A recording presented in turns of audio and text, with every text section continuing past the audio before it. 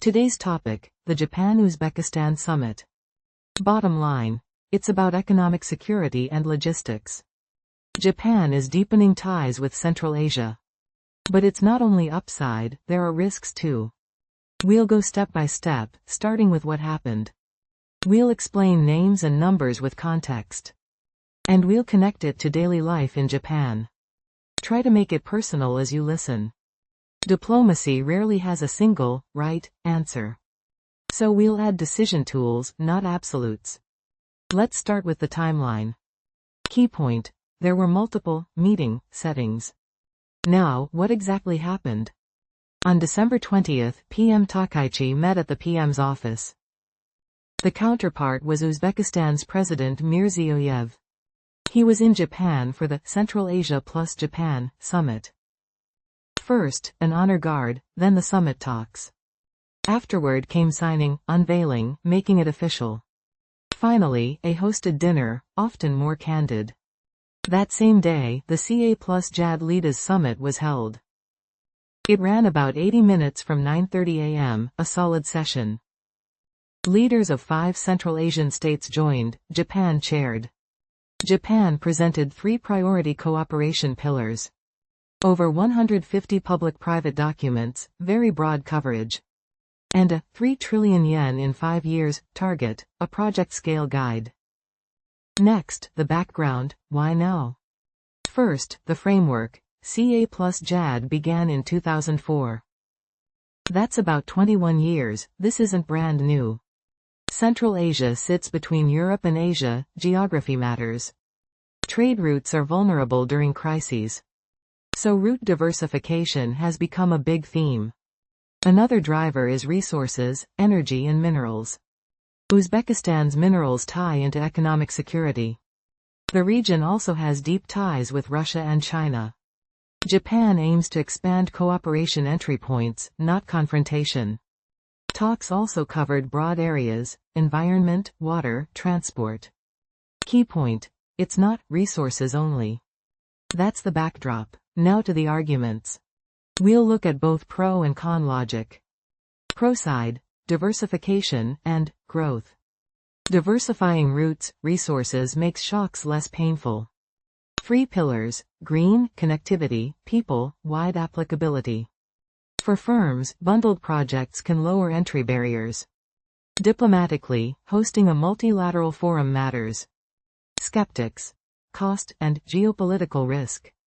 Aid and loans relate to budgets and accountability. Human rights and governance concerns complicate engagement.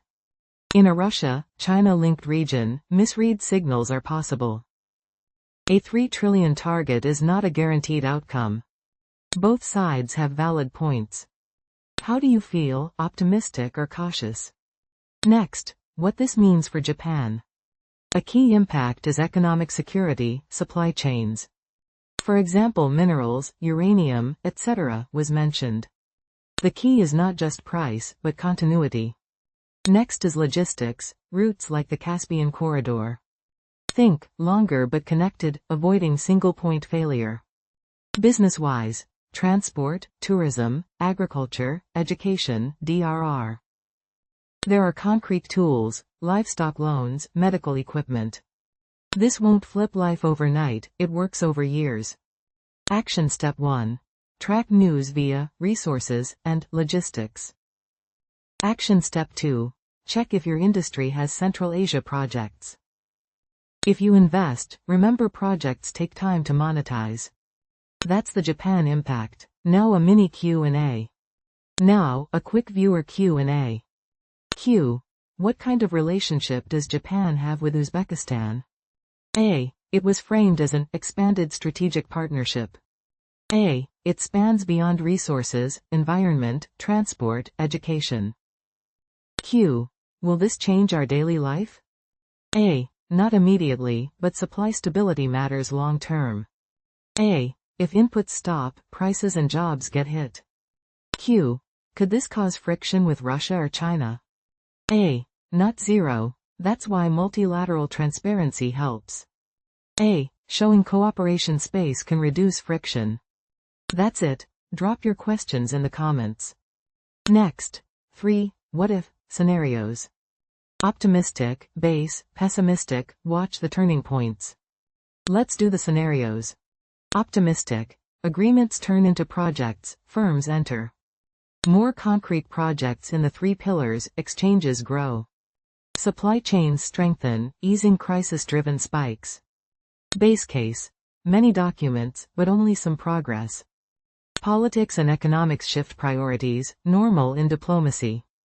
Still, more channels help in the next crisis. Pessimistic. Tensions or instability stall progress. If routes clog, diversions can become costlier. If projects politicize, firms may pull back, watch out.